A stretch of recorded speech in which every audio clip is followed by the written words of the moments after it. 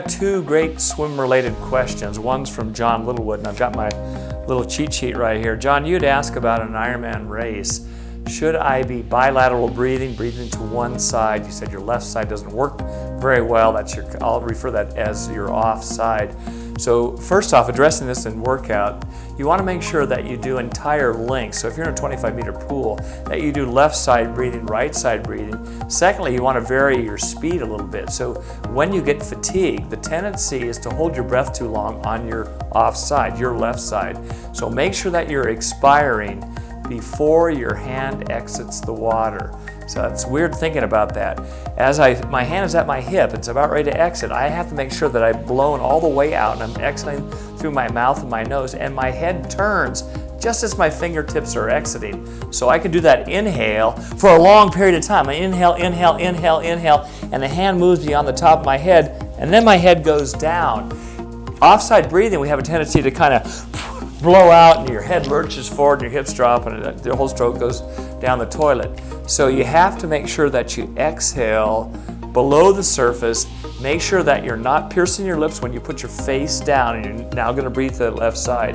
So your question on left side breathing or bilateral breathing, not a big fan of it, but I like the fact that you have the ability, you will, to breathe to both sides because you don't know the configuration of the course.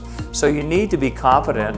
Left side breathing, right side breathing. If you want to throw a few alternate breaths in there, you can. But it really depends on your stroke rate. So you can become hypoxic if you're going alternate breathing. So you have a right side breath, 1, 2, 3, left side breath, and sometimes as you are holding your breath, you use up some of that residual volume, so it feels like you're starving yourself if you do too much alternate breathing. I like your dominant side, throw in some offside so your neck doesn't get crooked and you know where you're going. Second question that I had was I have a real quick catch. This is from Christopher, and it feels like I'm turning over too fast. I think you always want to look at your stroke mechanics on whether or not you're causing deceleration. In other words, if you're settling in the water and you're trying to go distance per stroke, your feet are going to drop, your hips are going to drop, you're going to settle down, and you're going to have to press way down the front end of your stroke to get your momentum going. That's a bad idea. I don't mind a quick catch that you're doing as long as you get a complete inhale in reference to what I just talked about.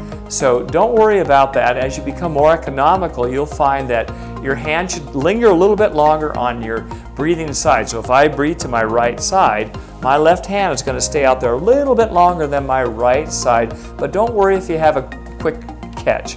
Take a look at the Brownlees. They got a quick catch and they're darn fast. You also ask about jellyfish. What do you do about jellyfish? Don't panic. Okay, that's it. That's all I can offer. Hope that was good enough. See ya.